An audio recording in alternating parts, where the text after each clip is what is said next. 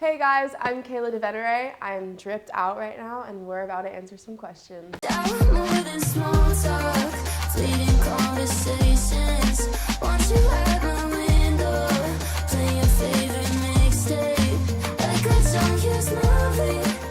I started everything so young, so I can barely remember, but I think that music came first. My dad brought me home a piano when I was really young.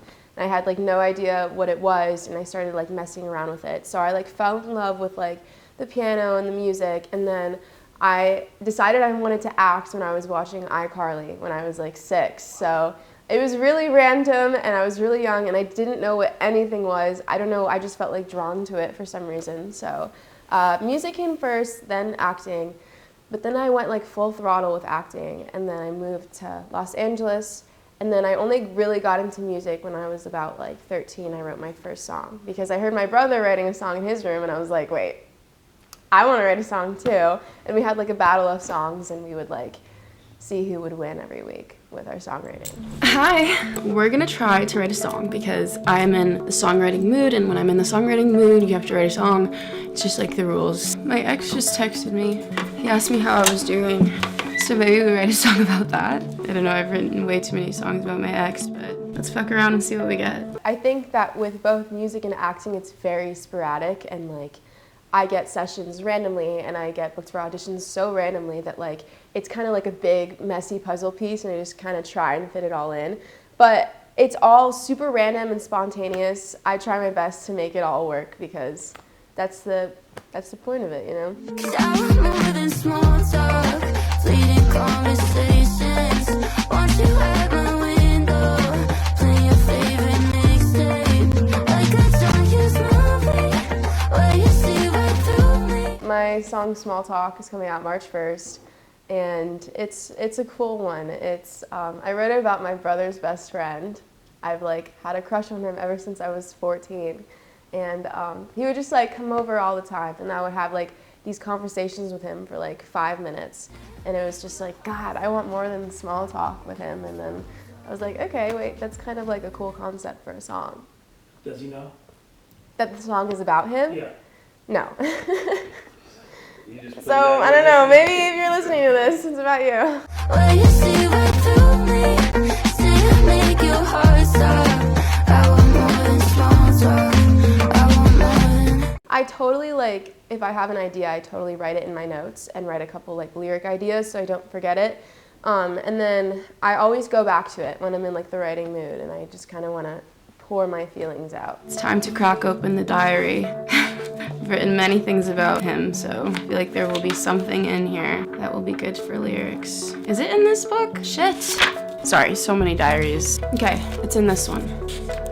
I don't know why, but I'm gonna read this to you. It's so sad. I know this might be dumb, but why does it feel like I can never fall in love with anyone else? How can we go from being so close to not talking at all? This whole concept is stupid, but then again, how would I be able to get over him if we talked? Everything that I write comes from me 1,000%. I usually do love co-writes too, and they just kind of help me bring some stuff out of me that I didn't know was there. It's kind of like a therapy session, honestly, and it's weird because you just walk into a session and you let's say meet the producer for the first time, or meet your co-writer for the first time, and you just have to dump all of your feelings and emotions onto them, onto complete strangers, and just trust that they won't tell anyone, or that they'll be there for you. And it's super weird, but it's super cool if you think about it too. He's in the black with a jacket, I'm in my black dress. Now just imagine he's with some actress who's cooler than me.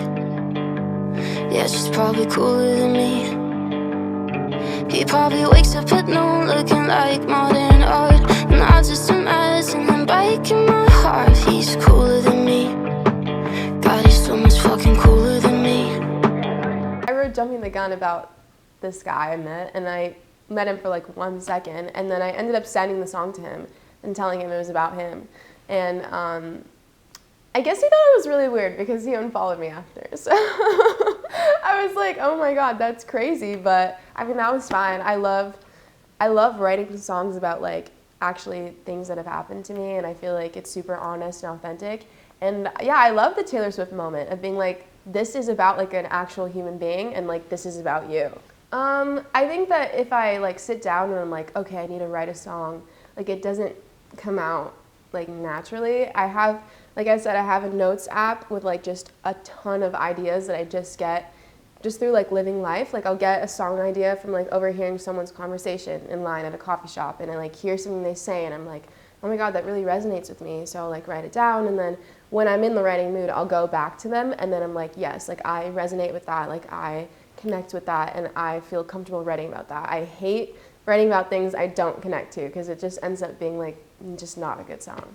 And he said, young, wild girl, you'll be the death of me. Swallow the whole world, but mine is a recipe.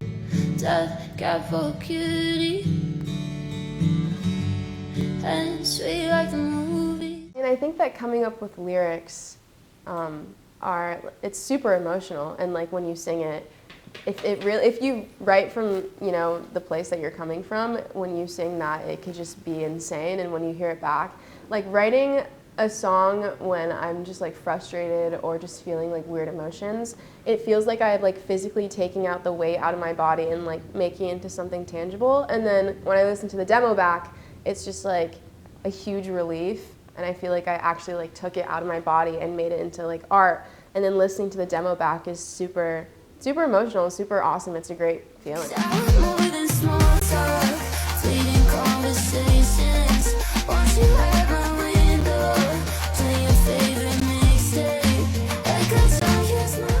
Yeah, so Small Talk comes out March 1st. It's going to be on all platforms, and you should totally listen to it because it's about my brother's best friend. So he's going to find out eventually. You guys need to find out. And it's a dope song. It's nice, got a nice groove to it. You're gonna love it. And I brought donuts too, so you know, you just have to.